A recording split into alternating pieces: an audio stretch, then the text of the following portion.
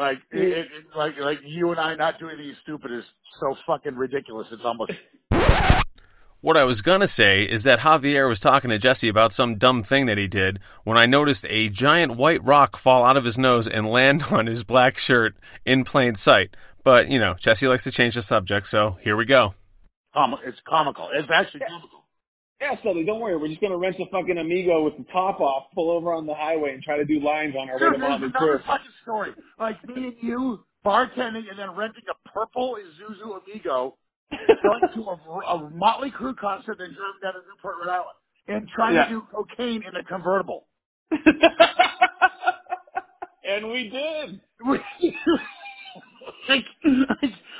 We're huddled up in front of the windshield, dude, don't waste it. Dude, it's like MacGyver would have been proud. We should have patents on things, but they're just for fucking idiots, so never mind. So, speaking of patents, if anybody wants to know how to do blow in a convertible while driving on a highway, all you have to do is punch a hole through a dry coffee cup, put it upside down and over the line, and put your straw in the hole and snort the line. But I digress.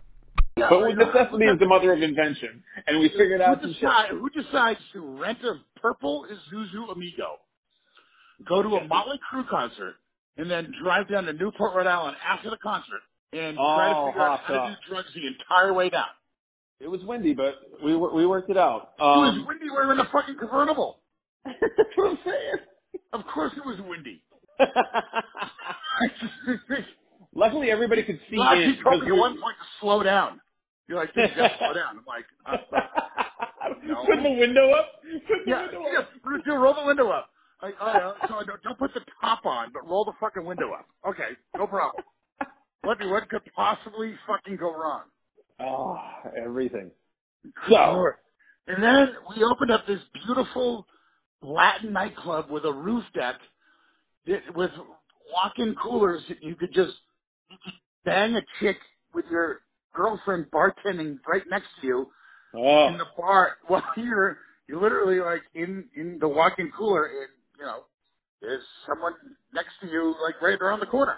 That has happened on 2 occasions for me where you guys were looking for your bar bats, and both times I was in a liquor room having sex. Remember when Juan Carlos would man the bar? There was usually a reason why Juan Carlos manned the bar. None of us were available. There was something going on in the walk-in cooler.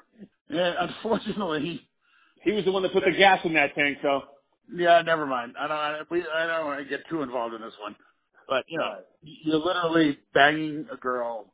Never mind. You guys have no ice. You guys need ice and, cold glasses. And that walk-in cooler literally held nothing. No.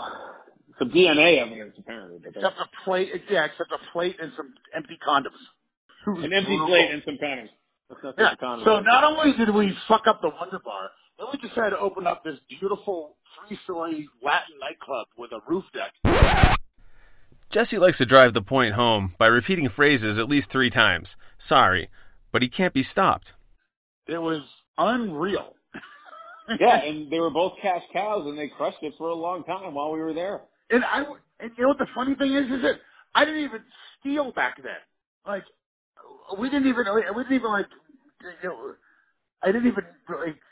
not. There wasn't time to. Everything in.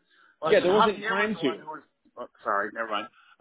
The general manager was the one who was putting everything in his pocket. The bartenders were honest as shit. That was an honest crew. It really was, and I can say that with all sincerity, that I never did anything until I fucking moved out to Colorado. It was like, well, no one's fucking watching me what I'm doing, so I'll just put this $100 in my tip jar. Yeah. We never did a fucking thing. Nothing. Everyone just rang every drink in and did all the shit, and we made money hand over fist. I think that's something to do with bars being busy. I work in a bar that's that busy, and it's you don't have time to even think of and/or run a scam. It's just easier and more lucrative to actually do your job. It's when you're sitting there and it's slow, and you start the idle hands of the devil's tool. You know what I mean? But it was so easy. It would have been so easy to be shady. But it was actually easier to just bartend and make money than to do why would because the other attitude was that we all had was why fuck up a good thing? We all had so much fun Like, if we all start stealing, like, then now we're going to break up the band and we're all fucked. And then we're all, now what are we going to do? Dude, and like, these are like some of my best friends, like from, what was that, 98 through 2000, are still like my best friends. Is that crew. It's like, it's like trench warfare. Like, you're in the foxhole with these guys. And I've been to so many other bars.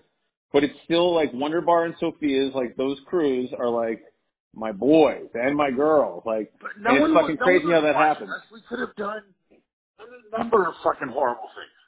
But they're just good people. Wanted to break up the crew. Like, it was a good crew. Didn't want to blow the ride. You know, because even though I was plunging toilets, I still didn't want to. You're the guy that gets caught stealing from the Wonder Bar or Sophia's or any of the other nightclubs that we worked at. Like, you're that guy. Yeah. You know, no one wanted to fuck the ride up, and we were all willing to make. And it's not like we were making shitty money we're making great money without stealing. Dude, I still to this day I'm making probably, what is this, 2020? So this was 1998. I'm probably making 20% more than I was as a barback then. Right. Just for cost of living and everything. I'm broke. We were drinking and doing drugs and fucking enjoying ourselves, but no one was stealing a nickel. No, I mean, you guys would only steal from me when we played cards. Unless you consider the barback's tip out minus $80 for a bag of blow, stealing. I mean, seriously. I know, remember that one? It was like 80? No one was doing shit. And we also had carte blanche to do whatever we wanted to do, but we never did anything fucking wrong. No. Until after. Until the other shit went on. And that was the other thing, like, we get out of work, and I haven't done this in a long time, and I don't know who has at our age, but we would just sit at a table and just do blow. I have. When you get to a table and you just empty out all your bags and you put it on a plate, you're not hanging out. You're just doing cocaine. That's all. And you're listening to somebody's bullshit conversation just to get to the next line. And it got to a point where no one would even talk. You're just sitting at a table doing drugs. Like, when you go to a bar and you're, like, hanging out, like, Red Rocks, like, we're going to Boombox and hanging out, like, we're tripping our balls off and we're having a good time. We're going every now and again doing a bump, hanging out, goofing around. But back then, we were just, like, going to do drugs. That's it. We weren't doing anything else. We weren't talking. We weren't hanging out. We were just doing drugs. Okay, I think I counted 4 times he made that same point. Sorry, back to Jesse.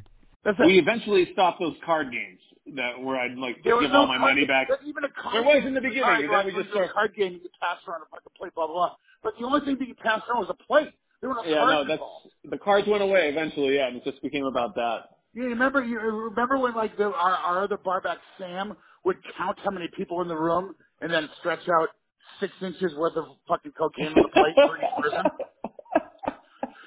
Remember the Ninja Sam? Remember that dude? Yes. Yeah, dude. Yeah. To be honest, I have no idea who this guy is. And he would literally, the dude had a never-ending pile of fucking cocaine. Never-ending. I know. It's like we didn't have to go to the kitchen forever during his whole tenure. It was great. great. The only thing we had to do was light a cigarette. Remember that, dude? We had to light cigarettes for people.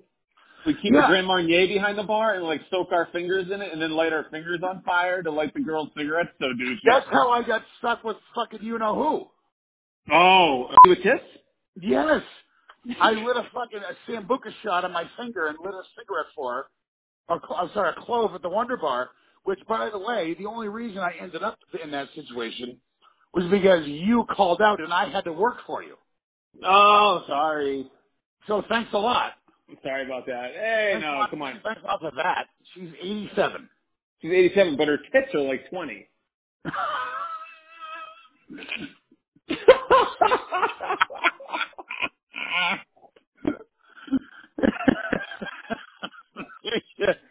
Something like that.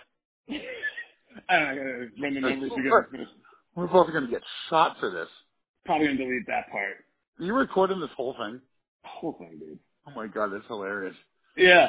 So, but yeah, so like we were kind of well behaved on our shifts, but we had those again because it was too busy to get into trouble most of the time. Except for the whole having sex with female patrons in the liquor room and walk-in while punched in thing.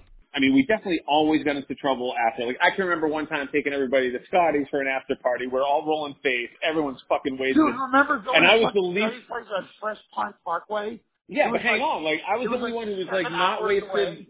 Yeah, and I drove because I was the only one, like, I forgot the ridiculous. It was like, who could run to my car the fastest and touch it was the fucking qualifier. Yeah, it was great because they go hang out party, but it was literally 45 minutes away. Yeah, and I parked, and I opened the door. I'm like, everybody good? They're like, yeah, cool. I opened the door, and then I vomited. As soon as I shut the keys off, shut the engine off. It wasn't so much getting there because you're going there at 4 o'clock in the morning. That's not a big deal. Getting back in traffic. Fresh Pond Parkway at fucking 9:30. Oh, in traffic, dude? Oh, but it's the best time to drive drunk because you're only going 5 miles an hour, you know? Yeah, and then you're going to drive, and you're driving down Storrow Drive. Like, it was such a good idea at the time. Yeah.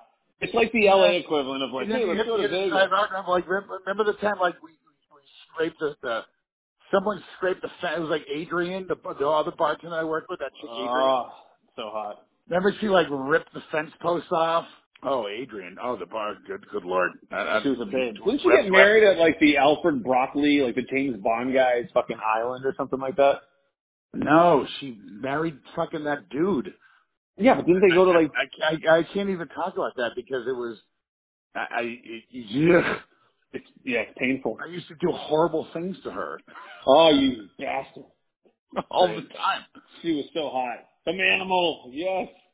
Oh, good do you remember, so anyway, like, all this is to say, like, I would be your bar back and stuff, and so I was kind of, like, in the lifestyle, right?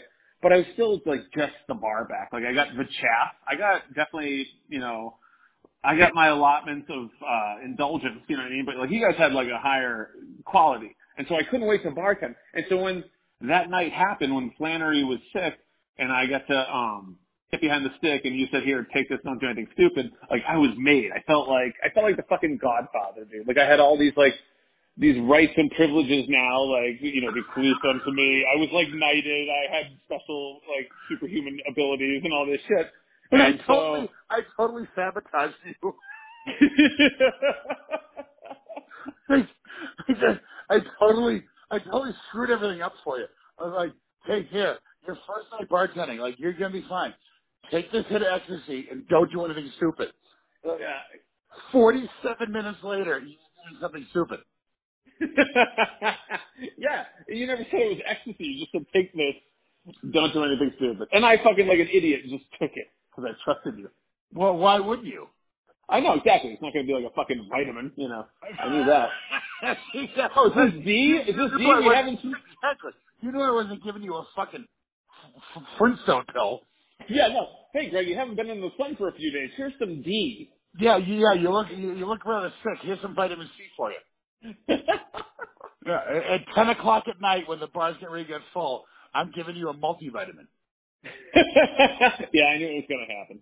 But like, I basically turned into a giant asshole. And it's something that I've seen, like, you know, 2 decades later, like, where I've seen, like, I mean, so I lived in LA, and that's like a lot of girls, like hot girls, who never had a bus or bar back. They just became bartenders because they were hot. So they don't know about, like... We're going to start talking about you being in LA now? No. I'm bringing it back. You picking me up in a fucking Mitsubishi Eclipse with a boogie board in the back of it? No, we're not talking about that, dude. That's a totally different episode. That's where I was like shaking and waiting in the lobby of you guys' hotel, and the bartender's like, "You okay?" I'm like, "Yeah." She had me go get you stuff, and of course I can't hold on to it. I had to like test it, and I tested it a lot, and I was like shaking and sweating. I remember me walking into the Marriott on Hollywood and Vine, and me walking in, you look. No, it was the fucking Renaissance on Hollywood and Highland. Yeah, the Renaissance. Yeah, it was on Hollywood and Vine. Yeah, I walk in, you look at me, and you go, "Boy, you haven't missed a meal." Good